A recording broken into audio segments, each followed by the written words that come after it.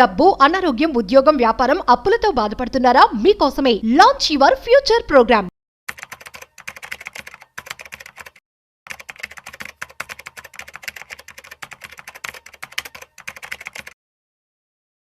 నమస్తే, నేను జీవి సత్యనారాయణ. ఈ వీడియోలో దుబాయ్లో మన వాళ్ళందరూ కూడా ఎక్కువ శాతం ఈ మధ్య కాలంలో మనం వింటున్నాం ఎక్కువ ఆస్తులు అక్కడ కొంటారు. అంటే ఎందుకు కొంటారు?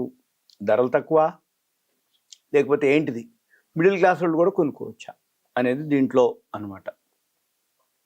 ఒకప్పుడు దుబాయ్ అనగానే సంపన్నులు, బాగా అంటే ఫైనాన్షియల్గా ఉన్న వాళ్ళే అక్కడ రియల్ ఎస్టేట్ అనేది ఒకటి ఉండేది. ఇప్పుడు దుబాయ్ మామూలు మిడిల్ క్లాస్ వాళ్ళని కూడా ఆకర్షిస్తుంది. అదేంటిదో చూద్దాం. అయితే ఇప్పుడు జనరల్గా ఏంటిది అంటే, మనం దుబాయ్లో మన ఇండియా వాళ్ళు, భారతీయులు పెట్టుబడులు ఈ మధ్యకాలంలో బాగా పెరగడం జరిగింది. అక్కడ ఇళ్ళు, అపార్ట్మెంట్లు, విల్లాలు కొనుక్కోవటం జరుగుతుంది.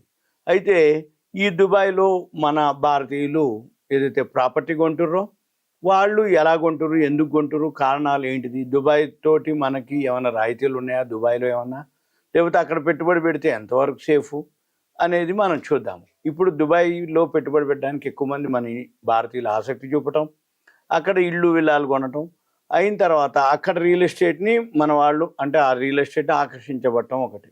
అయితే అక్కడ ఎప్పుడైతే ఒకప్పుడు ధనవంతులు చేసేవాళ్ళు ఉండో, ఇప్పుడు అందరూ కూడా అంటే బాలీవుడ్ తారలు, పెద్ద పెద్ద వ్యాపార కుటుంబాలు మాత్రమే అప్పట్లో కొనేది. ఇప్పుడు పరిస్థితులు మారిపోయినాయి. ఎందుకు మారినాయో చూద్దాం. అయితే మన ఇండియాలో ఎవరైతే ఉండరో మధ్యతరగతి వాళ్ళు ఏంటిది, భారతీయ అంటే కొనుగోలు చేయడానికి కూడా ఆసక్తి చూపిస్తారు. ఈ దుబాయ్లో ఏవైతే ప్రాపర్టీలు ఉన్నాయో, ముఖ్యంగా ఇప్పుడు భారతీయుల్ని ఎందుకు ఆకర్షిస్తున్నాయి అనే దానికి అక్కడ రాయితీలు ఏమైనా ఉంటాయా అనేది చూద్దాం. అక్కడ ఏంటిదంటే మెరుగైన అద్దె రాబడి. అంటే ఏంటి, దుబాయ్లో 6 నుంచి 7% వరకు రాబడి వస్తుంది, అంటే ఇన్కమ్ అద్దెకిస్తే. అయితే ఇది కొన్ని మధ్యశ్రేణి అపార్ట్మెంట్లో 9-10% వరకు కూడా వస్తుంది అనేది అక్కడ. అయితే మన ఇండియాలో మాత్రం ముంబై, ఢిల్లీ తోటి పోలిస్తే ఇది చాలా ఎక్కువ అన్నమాట.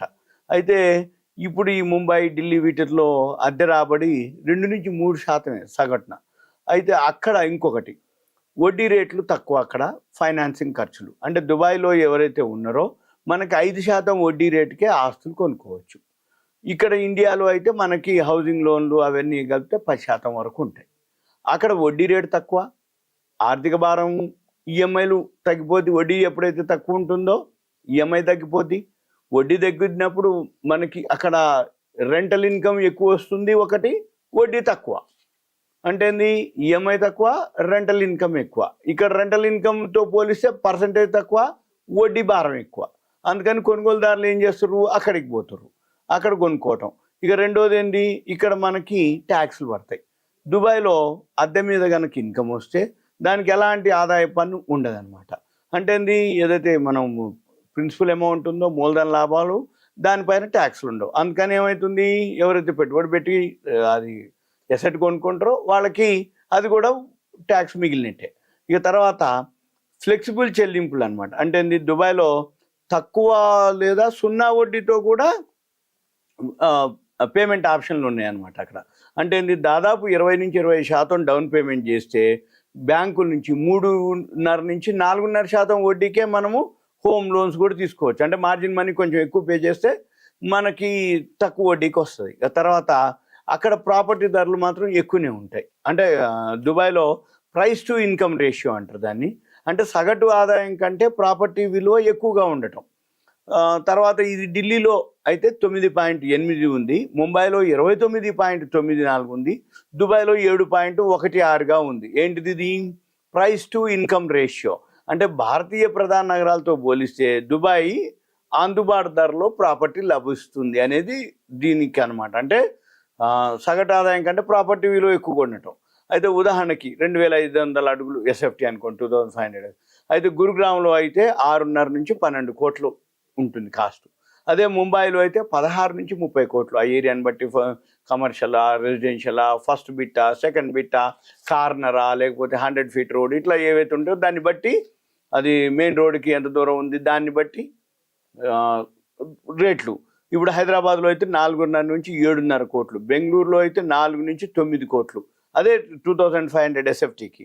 అదే దుబాయ్లో అయితే సిలికాన్ ఓయాసిస్లో అయితే 4 నుంచి 5 కోట్లు, దుబాయ్ ల్యాండ్లో అయితే 3.5 నుంచి 4.5 కోట్లు, జుమేరియా విలేజ్ సర్కిల్లో అయితే 4.5 నుంచి 5.5 కోట్లు, జుమేరియా లేక్స్ టవర్స్ వద్ద అయితే 7 నుంచి 8.5 వరకు ఉంటుంది. అంటే భారతీయ తోటి అంటే ఏవైతే మెట్రో సిటీలు పెద్ద పెద్ద నగరాలతో పోలిస్తే అక్కడ ఇది తక్కువ అనమాట. ఇక తర్వాత అక్కడ ఏదైతే పారదర్శక సురక్షితమైన అంటే దుబాయ్ ల్యాండ్ డిపార్ట్మెంట్, అంటే ఇక్కడ మాదిరి కాకుండా అక్కడ ఏదైతే ఆ ల్యాండ్కి సంబంధించిన డిపార్ట్మెంట్ ఉందో దుబాయ్ రియల్ ఎస్టేట్ మార్కెట్ని నియంత్రించడం జరుగుతుంది. ఇది దుబాయ్ ల్యాండ్ డిపార్ట్మెంట్.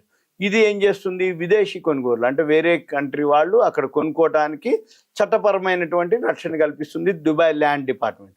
ఈ మన భారతీయులు దుబాయ్లో పూర్తి యాజమాన్య హక్కులతోటి ఫ్రీ హోల్డ్ ఆస్తుల్ని కొనుగోలు చేయొచ్చు అనమాట. ఇది పారదర్శకత అంటే ట్రాన్స్పరెన్సీ, సేఫ్టీ, ఇది అనమాట.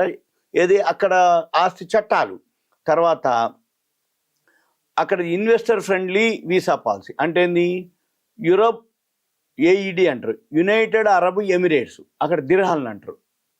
ఇక్కడ మన రూపాయలు ఎట్లా డాలర్లు ఎట్లా అలానే దిర్హన్లు అంటారు. అక్కడ సుమారు 7,50,000 దిర్హన్లుకి 1.8 కోట్లు అనమాట. అంటే మన ఇండియన్ కరెన్సీకి దిర్హన్లకి కన్వర్షన్ చేస్తే. అయితే అంతకంటే కనుక ఎక్కువ 7,50,000 దిర్హన్ల కంటే ఎక్కువ గనక ఆస్తులు కొనే వాళ్ళకి అక్కడ యుఏఈ రెసిడెన్సీ వీసాలు కూడా ఇచ్చేస్తారు.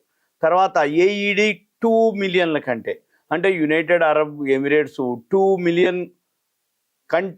మిలియన్ల కంటే ఎక్కువ విలువైన ఆస్తులు కొన్న వాళ్ళకి 10 సంవత్సరాలు గోల్డెన్ వీసా కూడా ఇచ్చేస్తారు. తర్వాత ఇది ఏదైతే మన భారతీయ కుటుంబాలు ఉన్నాయో దీర్ఘకాలికంగా నివాసం ఉండటానికి, పని, విద్యా ప్రయోజనాలకి అది అందిస్తుంది అనమాట. ఇక తర్వాత ఈ కనెక్టివిటీ అంటే దుబాయ్ భౌగోళికంగా మన దేశానికి చాలా పక్కనే ఉంటుంది. డైరెక్ట్ ఉన్నాయి ఇప్పుడు ఫ్లైట్లు. అంటే మన ఇండియా నుంచి ఎక్కడి నుంచి అయినా కానీ డైరెక్ట్గా దుబాయ్లో దిగిపోవచ్చు. దానివల్ల ఏమవుతుంది, ఈ ప్రాపర్టీ విజిట్స్ కానీ మనం ఆస్తుల నిర్వహణ కానీ పోవటం రావడానికి కానీ ఈజీ అవుతుంది. ఇక కనెక్టివిటీ అనమాట. అంటే అదే కనెక్టివిటీ అంటే పోవటానికి రావడానికి. తర్వాత ప్రపంచ స్థాయి మౌలిక సదుపాయాలు ఉంటాయి అక్కడ దుబాయ్లో.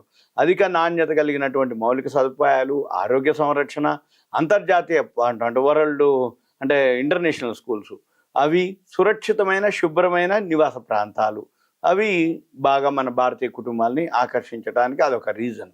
తర్వాత ప్రాపర్టీ ఆప్షన్స్. దుబాయ్లో ఏదైతే వివిధ బడ్జెట్ స్థాయిలో ప్రాపర్టీలు ఉంటాయి. అంటే మన రేంజ్కి మనవి ఉంటాయి, హై రేంజ్ ఉంటాయి. సౌత్ దుబాయ్, జుమేరియా, విలేజ్ సర్కిల్ వంటి అభివృద్ధి చెందుతున్న అంటే ఇప్పుడిప్పుడే డెవలప్ అవుతున్నటువంటి ప్రాంతాల్లో అయితే సరసమైన ధరల్లో అపార్ట్మెంట్లు కూడా దొరుకుతాయి అన్నమాట. ఇక ఇక పామ్ జుమేరాలో అయితే లగ్జరీ విల్లాలు కూడా దొరుకుతాయి.